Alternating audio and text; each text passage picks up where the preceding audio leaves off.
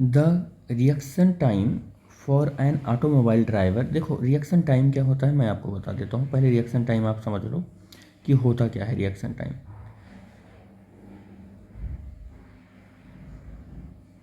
मान लो ये कार है आपकी, ये कार है।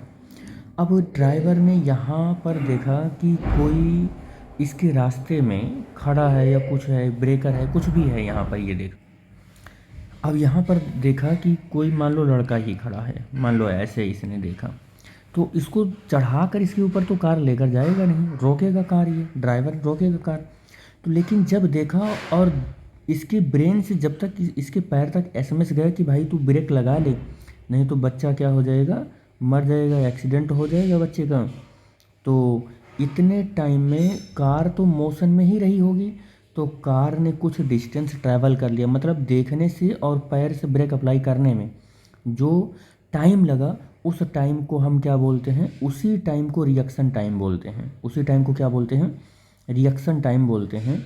कि आपने देखा, देखते ही तुरंत ब्रेक आप लगाएंगे नहीं, आपको ब्रेक लगाने में थोड़ा 1 सेकंड 2 सेकंड का लैकनेस हो जाता है, तो वो रिएक्शन टाइम होता है। और वो रिएक्शन टाइम कितना है, 0.6 सेकंड है। ठीक है, वो रिएक्शन टाइम 0.6 सेकंड है।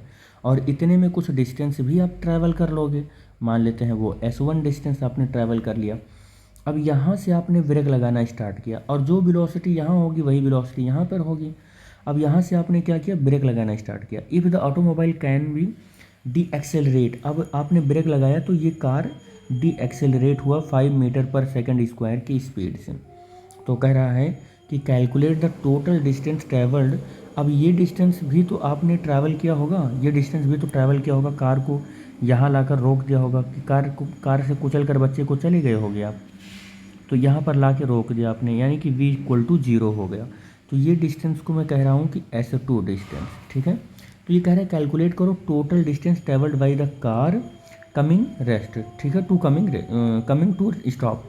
तो अब टोटल डिस्टेंस कितना हो जाएगा, ये S1 और S2 इक्वल टू S बोल दें, तो ये टोटल डिस्टेंस हमको बताना है कार ने कितना चला है। और कह रहा है कि फ्रॉम एन इनिशियल वेलोसिटी, और इनिशियल वेलोसिटी इसकी जो है, ये वेलोसिटी कितना दे रखा है, 30 किलोमीटर पर आवर है। अब आपको पता होना चाहिए कि 30 किलोमीटर पर आवर है, तो 5/18 से मल्टीप्लाई करके मीटर पर सेकंड में कन्वर्ट करेंगे।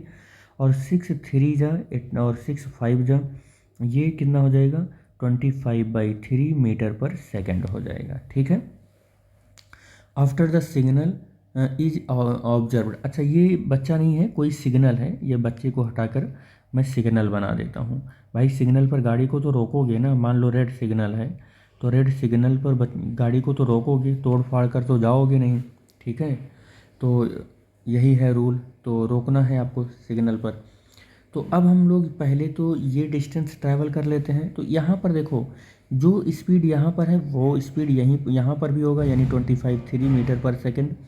तो वेलोसिटी यहाँ पर और यहाँ पर चेंज ही नहीं हुआ, यूनिफॉर्म वेलोसिटी है इस जर्नी के लिए। इस जर्नी के लिए अगर यूनिफॉर्म वेलोसिटी है तो वेलोसिटी का चेंज नहीं हुआ, तो एक्सेलरेशन 0 हो गया। एक्सेलरेशन 0 हो गया तो ये डिस्टेंस तो बड़े आराम से कैलकुलेट हो जाएगा। S1 equal to UT plus half AT square से।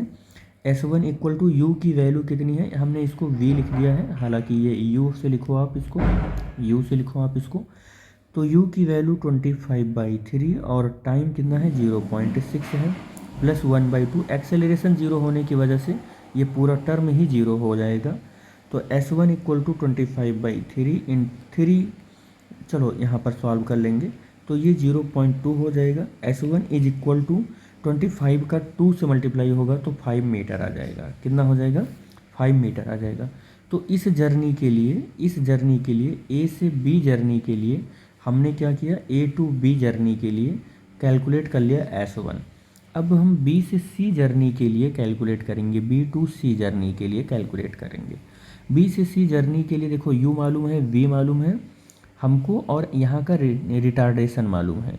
तो हम यहाँ टाइम मालूम कर लेंगे फर्स्ट इक्वेशन ऑफ मोशन से, या हम क्या करते हैं कि थर्ड इक्वेशन ऑफ मोशन लगा लेते हैं और S2 मालूम कर लेते हैं। ठीक है, S2 मालूम कर लेते हैं थर्ड इक्वेशन ऑफ मोशन से। V² equal to U² minus 2AS।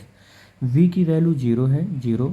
U की वैल्यू बेटे कितना है अपने पास, 25/3, 25/3 का होल स्क्वायर -2, ए की वैल्यू अपने पास 5 और एस हमको यहाँ पर कैलकुलेट करना है, एस ना लिखकर S2 लिखना होगा। तो S2 इज इक्वल टू 625 और बाई ये 3 3 जा 9 और इंटू 5 2 जा 10 हो जाएगा। अब इसको सॉल्व करते हैं, ये सॉल्व होकर आ जाएगा 6.95 आ जाएगा, ठीक है, ये 94 ही लिखो। S2 इज इक्वल टू, ठीक है, तो ये मीटर आ जाएगा। टोटल डिस्टेंस आपसे पूछ रहा है तो S equal to S1 plus S2 कर दो आप, S1 प्लस S2, ये 5 हो जाएगा, ये 6.94 हो जाएगा, तो ये 11.94 मीटर आ जाएगा।